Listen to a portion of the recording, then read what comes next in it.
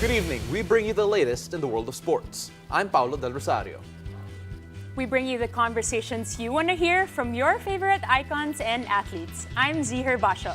In tonight's game plan,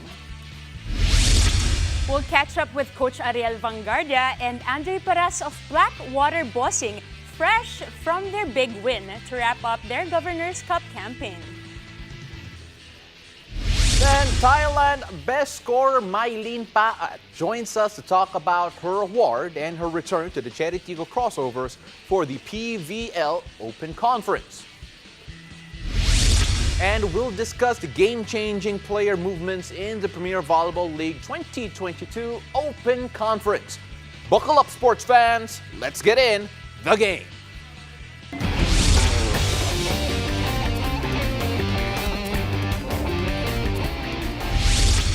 First things first, let's get a quick update from the last game of, the last game day of the PBA Governor's Cup elimination round. Meralco Bolts beat the Phoenix Fuelmasters 109-90.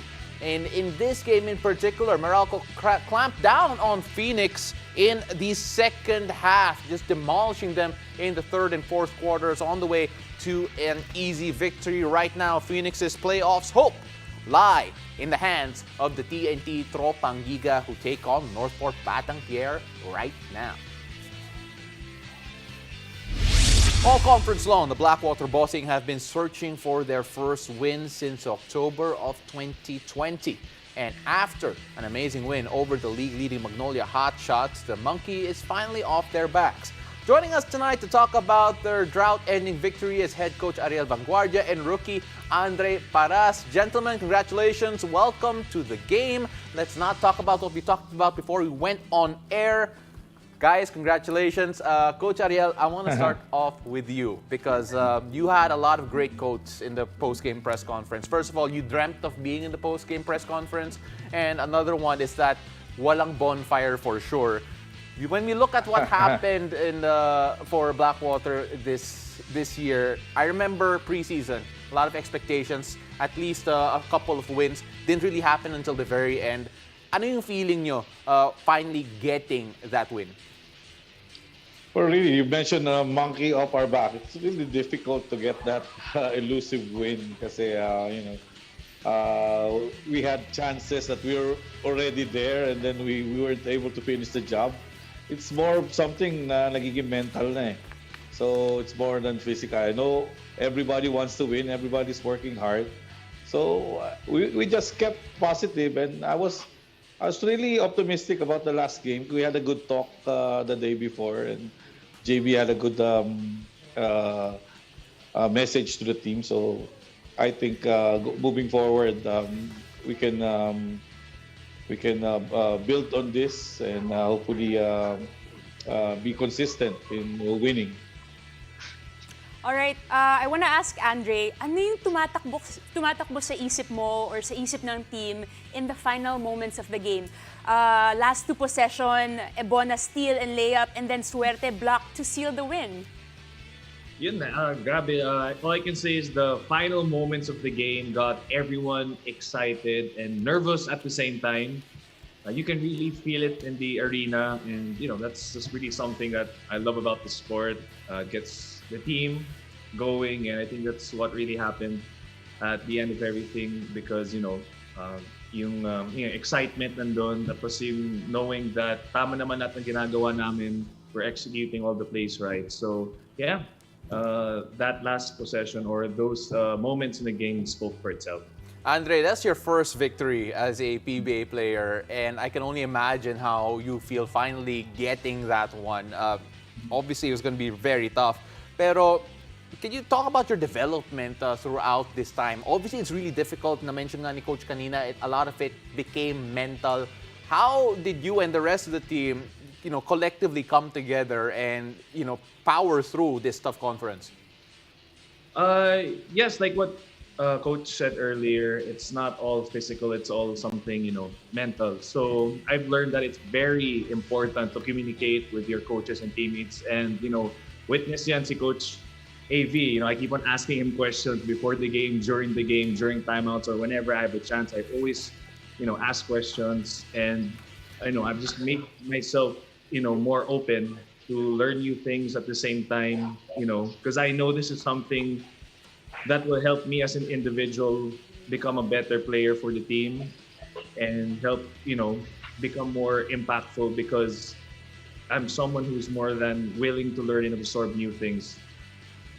All right, let me ask you also, as a rookie, na-meet ba yung expectations mo finally playing in the PBA? What have you learned and what will you bring into the next conference?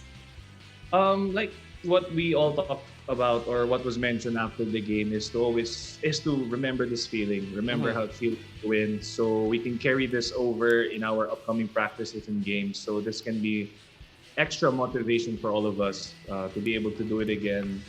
And all I can promise right now is I'm gonna be the same player. I'm gonna not, never forget to keep on learning, asking questions, like I said earlier.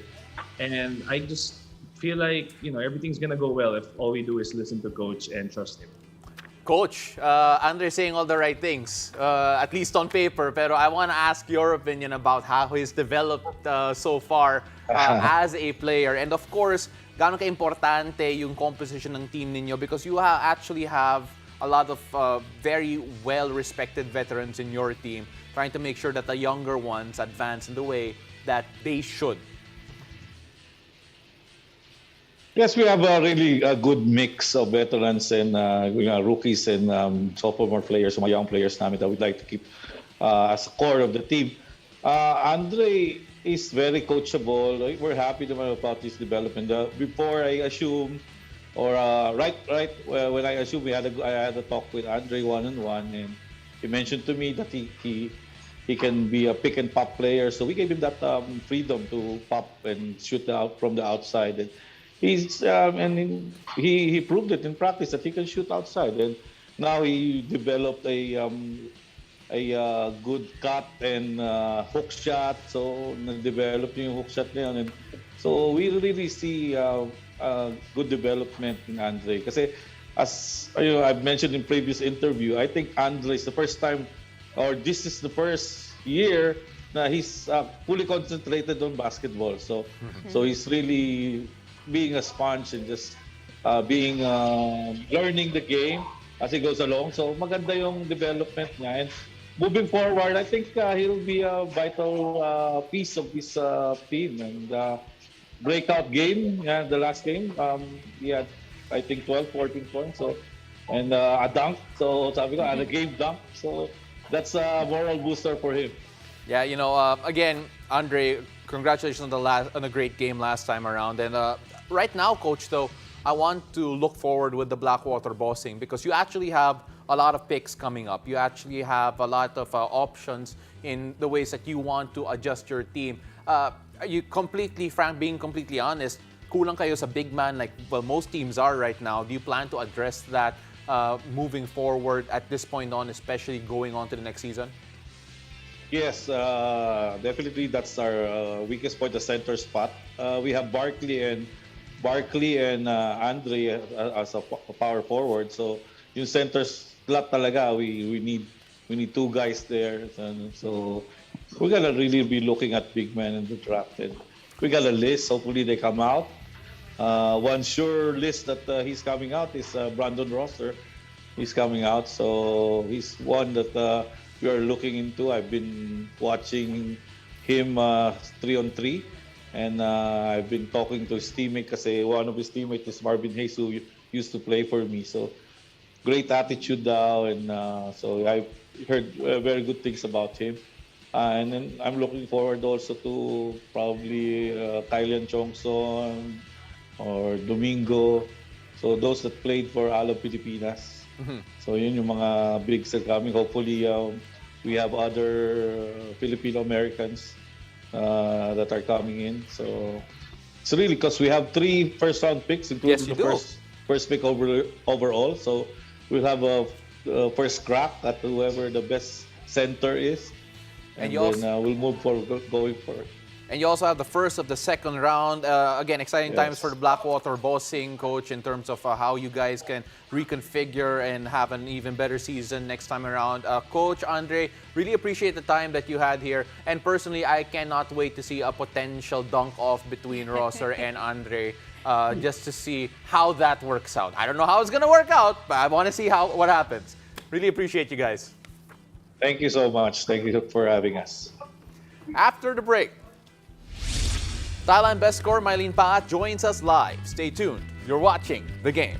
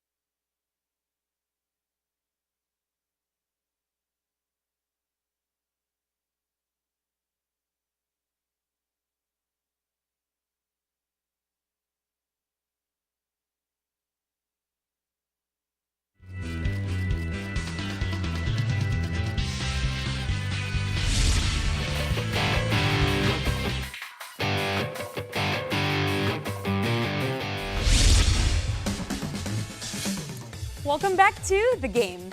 It's not every night that we get to talk to a Best Scorer awardee from an international volleyball league. Moreover, we are very proud that Mylene Paat has achieved this in her first ever international stint. She joins us tonight as the Thailand Best Scorer looks forward to the 2022 PVL Open Conference. Mylene, hello. Thank you very much for joining us here. Alam ko that Hi po. alam ko you're on the road eh. So we can see your background there. We really appreciate the time. Yes. Yes po, sorry. All right. Well, una-una, maraming salamat. You took your time to join us tonight in your very busy schedule. Unang-una, kamusta? Nag-sync in na ba na best scorer ka in Thailand, Mylene? Actually, sa ngayon po, sobrang na-appreciate ko po kasi all my friends, family, teammates also, and also yung my teammates in Thailand, like they all greetings me na congratulations, ganon, they think congratulations na nakuha ko ngayong best scorer. So parang ayun, sobrang natutuwa lang ako. Grabe, Mylene. Again, we cannot stop talking about the fact that best scorer ka nga sa Thailand. But then, obviously, you weren't there alone. Dindin was there as a partner, making sure na, I'm sure it felt medyo at home kayo with each other. Kamusta naman yung relationship ninyo? Nag-advance ba in the sense that mas komportable kayo on the floor together?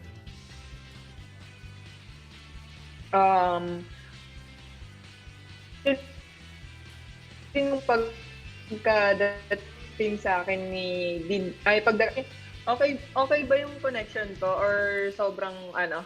No, You're it's a good, bit you're it's a good. bit choppy, but then let's try it again. So go ahead. Ayan, yan. Pagkadating ni Dindin sa Thailand, sobrang um, hindi ko na feel yung pagiging homesick ko. Kasi in last 2 months ago nawala siya. Parang doon ko naranasan na parang homesick ako. May mga up and downs ako nangyayari. One time, umiiyak na lang ako. And pagkadating ni Dindin, sobrang sabi ko sa kanya, hindi ko akalain na dito ka na rin kasama ko. Sabi ko ganyan. And of course, yung gelling namin and yung performance namin and yung communication namin on how to play inside the court, parang doon mas lalong lumabas kasi kailangan namin magtulungan sa para maipanalo rin yung team namin. A lot of people have been wondering, and ako personally, gusto ko rin to itanong sa'yo, ano yung isang bagay na natutunan mo during your time in Thailand na madadala mo dito in the Philippines? Actually, siguro yung pagiging mental toughness and yung every game is parang every game is important. Hindi lang yung parang basta-basta na magpe-perform ka na kung ano yung kaya mong i-perform. Push ko rin yung. So right now we're trying to get Mylene's connection just a bit better here kasi syempre, she's still out in Pangasinan and on the road nga and trying her best to tell us all the stories here. Pero, Z, I'm sorry, but you're going to have to play Mylene, who I know. and I think the expectation is, and I think this is completely fair, that there's going to be a noticeable improvement For kay sure, Mylene definitely. going into this one. How excited should all the Chery Tiggo fans be? Definitely, they're gonna be cheering their hearts out this conference. Nakita nila, and everybody, including myself, talagang gulat na gulat kami sa improvement niya once she stepped in the court in Thailand. Parang everybody was saying, oh my God, sumabog si Mama P, and Yeah. we're looking forward to see that in action in the PBL. All right, so Mylene is back here. And Mylene, so right now, at the moment, you're not with Chery right now. You're going to be rejoining the team on Monday, if I'm not mistaken. And before we end today, I just want to ask you personally, may mensahe ka ba for Z Hervasio? Yes. Kasi makakalaban mo si Z eh. Naku, Makakalaban mo si Z, makakatapat mo si Z. And I want the trash talking to start now. Ano Grabe. mensahe mo kay Z Hervasio? Hala, nawala yung speechless siya. connection. Nawala. Speechless, yes. Ayun, nandun. Okay, maayos na. Ate Z, I don't know how to say it. Kasi si Ate Z, one of the toughness in the Philippines. And of course, I don't know, Ate Z, good luck na lang po sa atin Yes. in upcoming Yun lang. games Galingan natin. natin. And I hope pag nagkaharap po tayo, wag mo ako i-trash talk. I'll do my best. Galingan na lang natin pareho. Alright, Mylene, I will maraming do my salamat. best din also.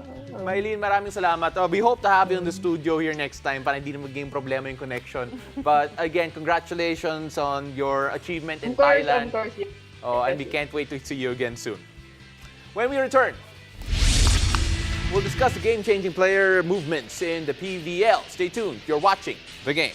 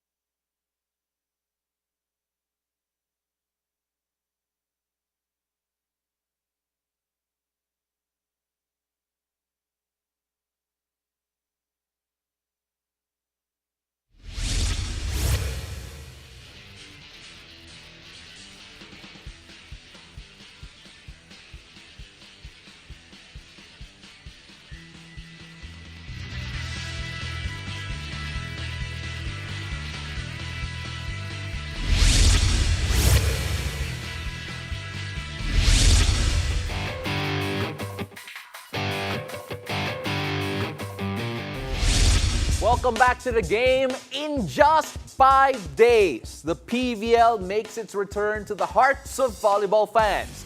With all the player movements, the big question is, which of these will have the highest impact for their squad? To help us answer that, we have our esteemed volleyball analyst, Noreen. Noreen! Hello. Grabe, excited na ako. Me too. Ay, we're so Super, excited. Yeah, you're super. excited. Oh, You're- I'm very excited. No, yeah, you should be. You've been preparing.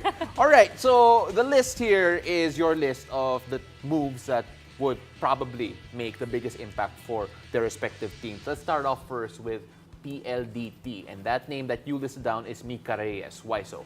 Well, you know, we want to tell the fans or those people who don't know, Mika Reyes is one of the most or the highly recruited player in off seasons. I mean, I'm Correct. sure you've heard that, right?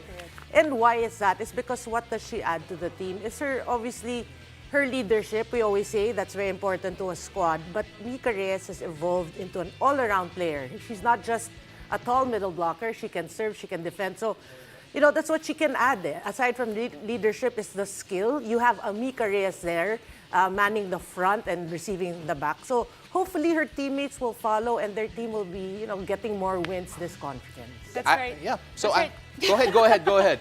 Yes, kasi especially now that the PLDT team has a new team, nag-regroup sila, they're definitely gonna look for a leader in Mika Reyes. Actually, I was gonna ask you because I wanted you to scout these girls. I know I didn't tell you this beforehand, but then when you have a Mika Reyes in PLDT with all of again, a new squad there, how excited should PLDT fans be having Mika Reyes up front there? Siyempre, like what Miss Noreen mentioned, not just the leadership, siguro yung presence niya inside the court. Yeah. And that's one thing that when she was in college, people looked forward to. Kasi talagang yung animo swag niya. Yeah. At dalang-dala pa rin niya up to the professional level. Yeah, we all know about that Animo swag. Moving on to Signal. Signal had to make a lot of moves to try and become more competitive. Again, very disappointing last time around for Signal. Rhea Meneses is a name that you named. Why is Rhea Meneses the person for Signal for you? Well, for obvious reasons, she's one of the best middle blockers in the country today. And, you know, Dakis needs help, obviously. And you have Molina, Meneses there, even Bombita adding to their lineup. So, Rhea Meneses it's like Mika Reyes. You have one good player there. You know, she can do it in defense and offense. So, it's going to be a big help to her squad. And, you know, like PLDT, Signal is also hoping for a better conference and hoping for more wins this conference. How big of an impact, Miss Noreen, is having a tall middle blocker, net defender for a team?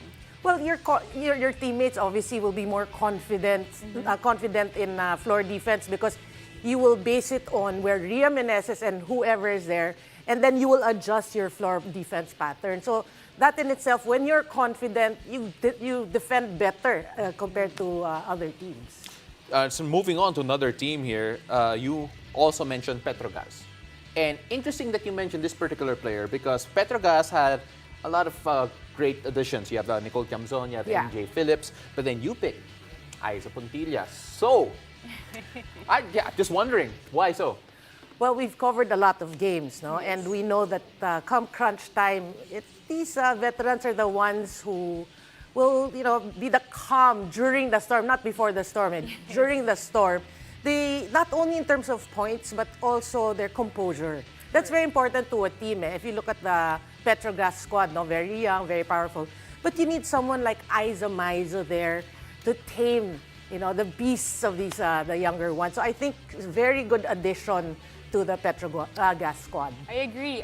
If we check up the lineup, madaming batang players, Right. and they need that senior player inside. And I mean, AIZA MAIZO lang naman yung pangalan na Yeah. Lang, agree. AIZA MAIZO lang. Yeah, I just gotta say, you gotta talk about her, diba? Once she comes into a team and the impact that she's going to have.